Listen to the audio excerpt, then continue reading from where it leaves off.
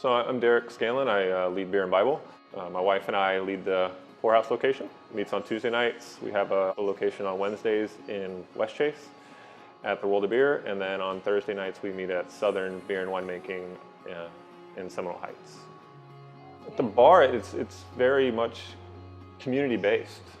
People are coming here to celebrate things. They're coming here to, when something goes wrong, they're coming here to be around people they know. The Poorhouse is a great example of that. They're very much a community bar. It's on the bottom of an apartment complex. There's 34 units above it. So people here know each other. It's kind of got that Cheers vibe where everybody knows everybody's name.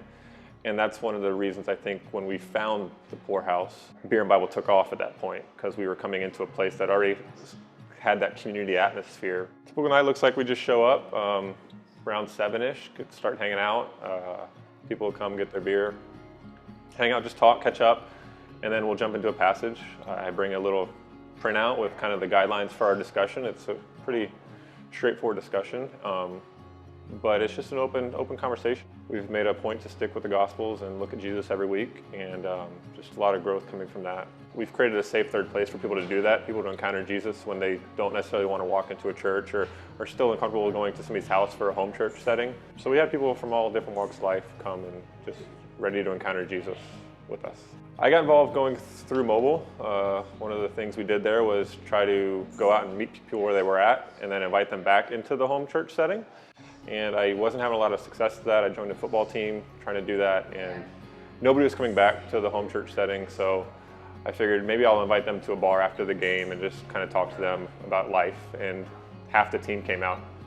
So then I was like, okay, now I need to get Jesus involved. I'm not doing it if I don't have a passage. So the guys were accepting and really wanting to talk about it. So then the next season was coming along, whether to join football again or not, and I kind of felt God during worship tell me, drop football and just do Bible study at a bar for 2 hours.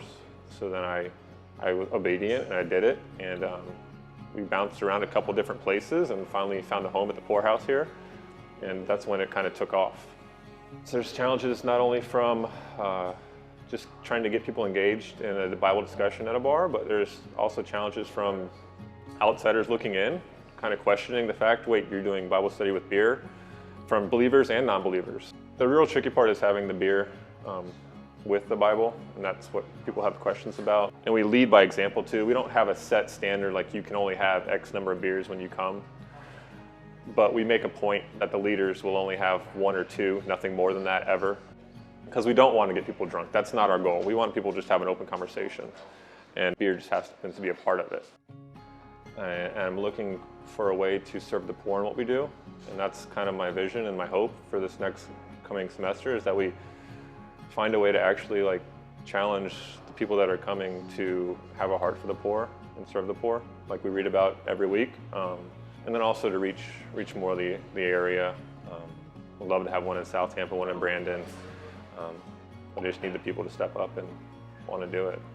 We don't have to drink this to do what we do. I just took something that I love and I invited people to read scripture with me while I do it. It could be coffee, it could be beer, it could be anything. It could be throwing cornhole bags if that's what you're into, but just to invite people that like the same thing and then bring Jesus into that conversation was the way I kind of tweaked the go out and reach people and invite them back to look at Jesus. I just took something I loved, took people that love that same thing and said, hey, we're going to talk about Jesus while we do this together.